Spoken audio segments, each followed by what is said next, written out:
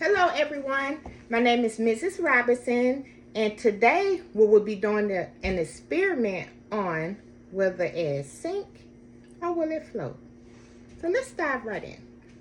Our materials that we have today are 2 raw eggs that are room temperature. They have similar size and weight. 2 drinking glasses that are about 3/4 full of water, a measuring spoon, a bowl of salt, and we have another spoon in order to stir the salt in the glass later on. Now, before we get started, I do want to say, anytime that we are doing an experiment, it's best to follow the rules and step by step of how to conduct an experiment, especially when we are measuring. So this experiment calls for 3 tablespoons of salt. So I want to make sure that I'm following the directions and using 3 tablespoons of salt so that we'll not alter the experiment and be able to get an accurate prediction.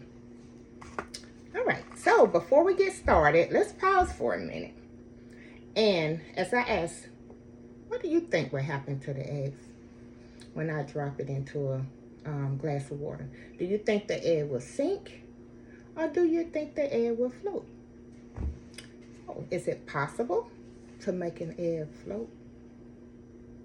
We will see. So just write down your predictions, and now we will start with the first egg. What do you think? Will it sink or will it float? As I gently put this egg in the glass of water, and I say gently because they are raw, and if you just drop them down in too hard, it's possible that they'll bust open. So let's put this in there. Make your predictions. It sank. What was your prediction? Was your prediction right? All right. Now, let's do our second egg. But let's add salt to the water. Now, this calls for 3 tablespoons. So let's add that now. Let's count it out. 1,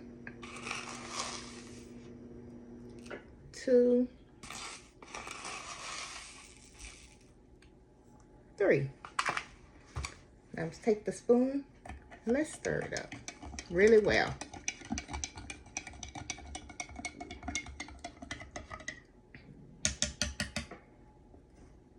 Now, I will gently put the egg in here, but first, let's do a prediction again. What do you think will happen with this egg? Do you think it will sink or float? Make your prediction.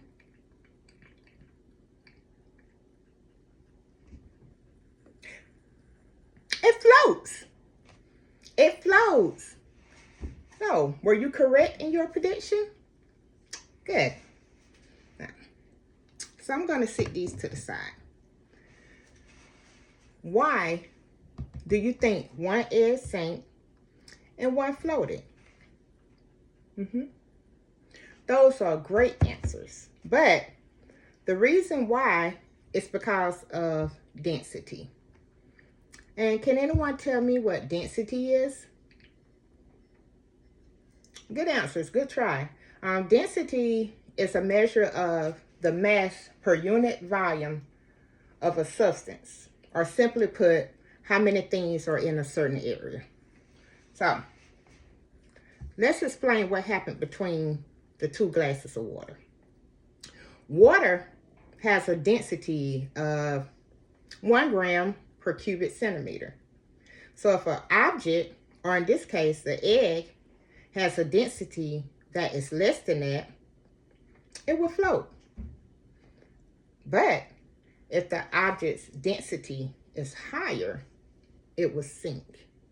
Now, an egg's density is about 1.03 grams per cubic centimeters, which would make it what?